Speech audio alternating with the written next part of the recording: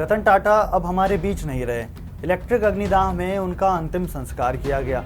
अब ये समझना जरूरी है कि पारसियों का पारंपरिक टावर ऑफ साइलेंस क्या है, क्योंकि ट्रेडिशनली पारंपरिक तरीके से पारसियों को टावर ऑफ साइलेंस के through he, power of silence के जरिए ही अंतिम श्रद्धांजलि दी जाती है, जिसमें पार्थिव शरीर को गिद्ध जैसे मांसाहारी पक्षियों के लिए छोड़ दिया जाता है।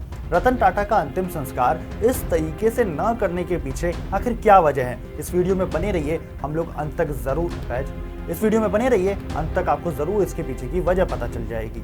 पारसियों के अंतिम संस्कार की परंपरा 3000 साल पुरानी है। पारसियों के कब्रिस्तान को दखमा या फिर टावर ऑफ साइलेंस कहा जाता है। टावर ऑफ साइलेंस गोलाकार खोखली इमारत के रूप में होती है। किसी व्यक्ति की मौत के बाद शव को नहला धुलाकर टावर ऑफ साइलेंस में खुले में छोड़ दिया जाता है। पारसियों के अंतिम संस्कार की इस प्रक्रिया को दोकमेनाशिनी कहा जाता है। इसमें शवों को आकाश में दफनाया जाता है, यानी कि शव के निपटारे के लिए उसे टावर ऑफ साइलेंस में खुले में सूरज और मांसाहारी पक्षियों के लिए छोड़ दिया जाता है। यहाँ गैर पारसियों को आने की इजाजत नहीं होती है।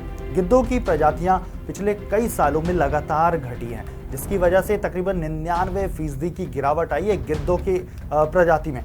गिद्धों की आबादी घटने से मुंबई में रहने वाले कई पारसी अपने प्रियजनों की मौत के बाद उनके शवों के निपटारे को लेकर काफी चिंतित रहते थे।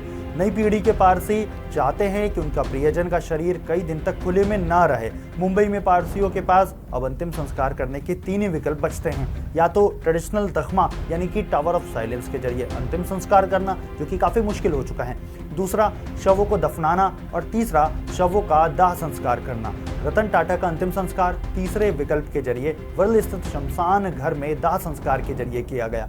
मुंबई में पारसियों के लिए अंतिम संस्कार की वैकल्पिक व्यवस्था के लिए पहले प्रार्थना हॉल की नींव 1980 के दशक में उद्योगपति JRD टाटा की वजह से पड़ी थी। एक ऐसा प्रार्थना हॉल जहां पारसियों के अंतिम संस्कार के लिए शवों को दफनाने या दाह संस्कार की व्यवस्था हो, ऐसी ये जगह थी। 1980 के दशक में JRD टाटा ने अपने भाई BRD टाटा के निधन के बाद मुंबई के म्युनिसिपल कमिश्नर जमशेद कांगा से पूछा था कि उनके भाई के अंतिम संस्कार के लिए मुंबई में कौन सा शमशान घर बेस्ट रहेगा। दरअसल बड़े उद्योगपति होने की वजह से उनके अंतिम संस्कार में कई बड़े लोग भी आने वाले थे। उस समय कुछ शमशान घर बंद थे और उन्हें अपग्रेड किया जा रहा था, जबकि बाकी काफी जर्जर हालत में थे। इस स्थिति से निपटने के लिए दादर में एक शमशान घर को साफ कराया गया, लेकिन जब जमशेद टाटा को श्रद्धांजलि देने वहां पर गए तो उनसे कहा गया कि मुंबई में शमशान घर की सुविधाएं और बेहतर होनी चाहिए। तब कांगा ने कहा था कि टावर ऑफ साइलेंस सिस्टम ठीक से काम नहीं कर रहा और हमें ऑप्शंस की जरूरत पड़ने वाली है।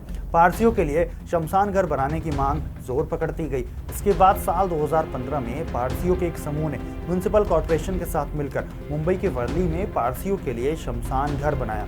वर्ली शमशान घर मुंबई के सबसे पुराने शमशान घरों में से एक है। यहाँ दखमा के बजाय दफनाने या दाह संस्कार को चुनने वाले पारसियों के लिए प्रेयर हॉल भी बना हुआ है। इंदिरा गांधी के पति फिरोज खान भी पारसी थे। फिरोज ने अपनी मौत से पहले अपने दोस्तों से कहा था कि वो हिंदू तरीकों से अपनी अंतिम संस्कारों को करवाना पसंद करेंगे, क्योंकि उन्हें अंतिम संस्कार का पारसी तरीका बिल्कुल भी पसंद नहीं था, जिसमें शव को गिद्धों और बाकी जीवों के सामने खाने के लिए छोड़ दिया जाता है।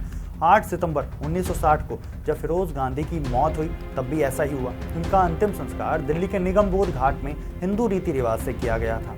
उस वक्त 16 साल के राजीव गांधी ने फिरोज की चिता को अग्नि दी थी। हालांकि उनके पार्थिव शरीर को दाह संस्कार के लिए ले जाने से पहले कुछ पारसी रस्मों का भी पालन किया गया। जैसे जब फिरोज के शव के सामने पारसी रीति से गेह सारनू पढ़ा गया तो कमरे से इंदिरा गांधी और उनके दोनों बेटे के अलावा सभी को हटा दिया गया। फिरोज के शव के मुंह पर एक कपड़े का टुकड़ा रखकर अनावेती का पूरा अध्याय पढ़ा गया। फिरोज गांधी के अस्थि कलश को संगम में प्रवाहित किया गया और बचे हुए भाग को इलाहाबाद के पारसी कब्रगाह में दफनाया गया था। उनकी अस्थियों के कुछ हिस्से को सूरत में फिरोज गांधी की पुश्तैनी कब्रगाह में भी दफनाया गया था। तो ये तो था पूरी कहानी कि किस किस तरीके से अब ट्रेडिशन बदलते जा रहे हैं, परंपरा बदलती जा रही हैं और पारसी खुद को उसी के अकॉर्डिंग ढालते जा रहे हैं। खैर, आपको हमारी ये जानकारी कैसी लगी आप हमको कमेंट करके बता सकते हैं। ऐसी और वीडियोस को देखने के लिए सब्सक्राइब करें हिंदी खबर को, बेल नोटिफिकेशन आइकन को जरूर ऑन कर लें।